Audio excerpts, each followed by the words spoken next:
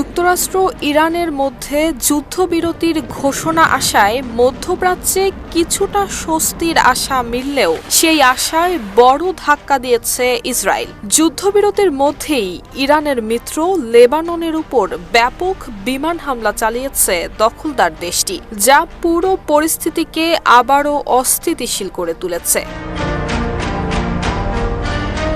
৮ April চালানো এই হামলায় রাজধানী বৈরুত সহ বিভিন্ন এলাকায় মাত্র ১০ মিনিটের ব্যবধানে প্রায় ১০০টি বিমান হামলা চালানো হয়। এতে কয়েকশো মানুষ নিহত এবং আহত হয়েছেন। যুদ্ধবিরতির শর্ত অনুযায়ী মিত্র গোষ্ঠীগুলোর উপর হামলা বন্ধ থাকার কথা থাকলেও বাস্তবে তার কোনো প্রতিফলন দেখা যায়নি ইসরায়েলের আচরণে। এমন পরিস্থিতিতে কঠোর অবস্থান নিয়েছে তেহরান। ইরান মধ্যস্থতাকারী দেশগুলোর কাছে স্পষ্টভাবে জানিয়েছে, লেবাননে হামলা অব্যাহত থাকলে তারা যুক্তরাষ্ট্রের সঙ্গে নির্ধারিত বৈঠকে বসবে না। RICL TMX, যুগের পর যুগ স্থাপনা থাকে মজবুত।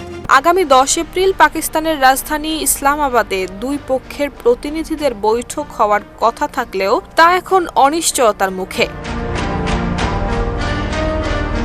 ইরানের পররাষ্ট্র মন্ত্রণালয় সূত্রে জানা গেছে, লেবাননের উপর ইসরায়েলি আগ্রাসন বন্ধে একটি সময়সীমা বেঁধে দেওয়া হয়েছে। নির্ধারিত সময়ের মধ্যে হামলা বন্ধ না হলে আলোচনা বাতিল বলে গণ্য হবে এবং ইরান এতে অংশ নেবে না। শুধু তাই নয়, পরিস্থিতি আরও জটিল করে তুলতে গুরুত্বপূর্ণ হরমুজ প্রণালী বন্ধ করে দেওয়ার হুমকিও দিয়েছে তেহরান। পাশাপাশি উপসাগরীয় আরব দেশগুলোতে নতুন করে হামলা শুরুর সতর্কতাও দেওয়া হয়েছে।